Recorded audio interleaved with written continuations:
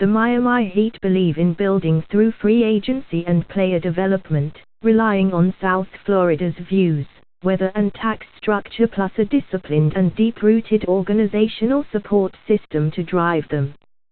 It has been wonderfully successful the past 2 decades with Pat Riley and his top lieutenant Andy Ellisberg making moves, and Eric Spoelstra coaching up the players.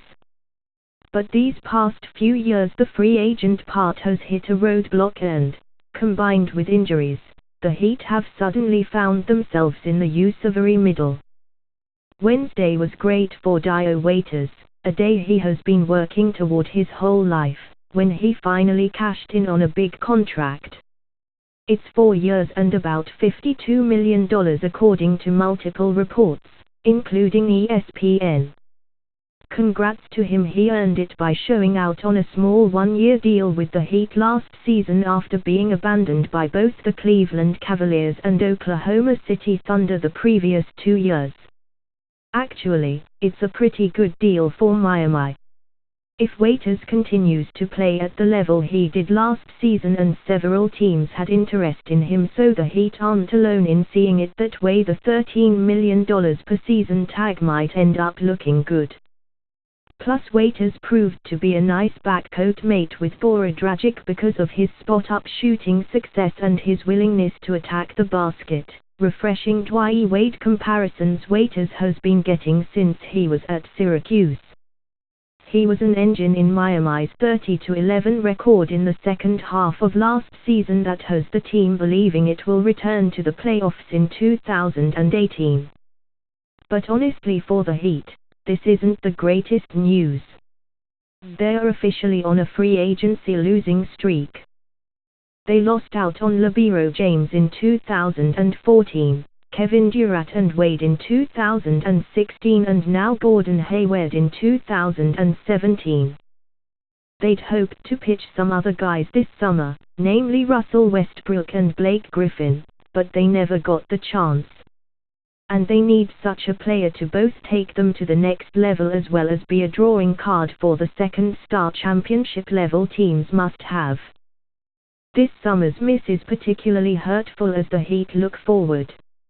Last year they signed Hassan Whiteside to a $100 million deal and they matched the odd offer sheet to Tyler Johnson.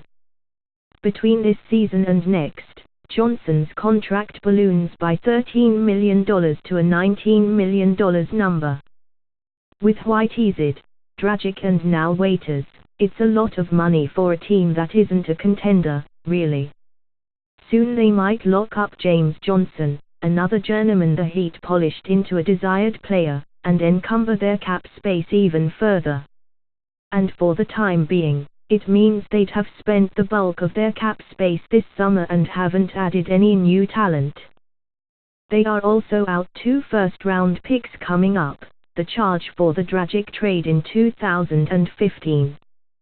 The injury and subsequent departure of Chris Bosh is a super cruel blow that has really dramatically harmed the Heat.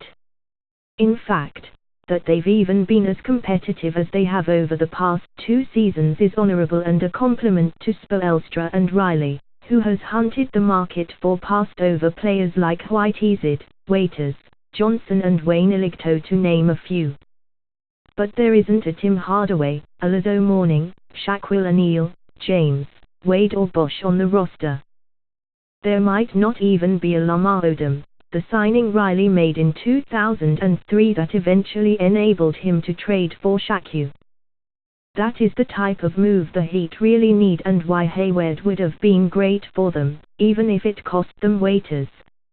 Next summer might be the best free agent class since 2010 that might include Paul George, DeMarcus Cousins, Isaiah Thomas, James, Westbrook and even perhaps Durant again. The Heat, at the moment, won't be in the game. Maybe Riley's magic is wearing off in an era where player recruitment is more important than executive recruitment. Maybe that was even the case in 2010, for as much credit as Riley gets for that coup of the century, Wade was his salesman. Wade couldn't be his wingman last summer, He was waiting on the runway as Riley prioritized Whiteized and Durat ahead of him. Whiteized can tweet emojis and videos with music artists all he wants, but the roster drawing card just isn't there right now. It is possible the Heat could use these assembled pieces to eventually make a trade for a star like the New Orleans Pelicans, Minnesota Timberwolves and Thunder did recently. That's a legitimate reason for locking up these players to use later. They will also continue to run their development machine, and the success of Waiters and Johnson probably will get them cheap chances on the veterans in the middle of their careers that need a jump-start category. But what they really need is a superstar. That's what Riley schemes about as he watches sunsets in Malibu every summer. And yet again this year, the off-season looks to be coming to an end without him getting one.